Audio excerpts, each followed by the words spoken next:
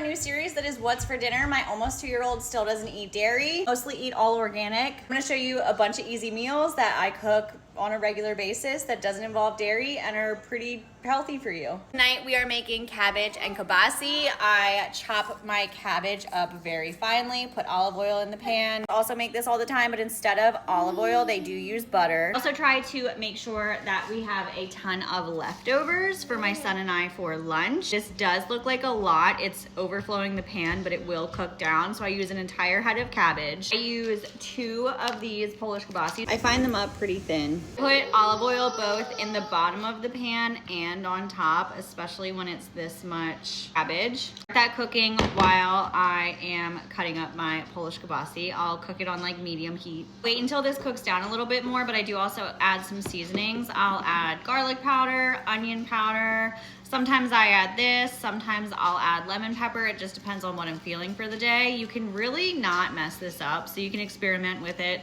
try different things. I feel like every time I cook it, it's different. I also, garlic, you need garlic. So sometimes I use real garlic that I mince, or sometimes I'll get that like pre-minced garlic in a jar. Just depends on how motivated I feel that. Cooks down a little bit. I add in all of the Polish kielbasa. I just wait until it cooks down a little bit just because I don't have room for it in my pan. Sometimes with this, I will make noodles to go along with it.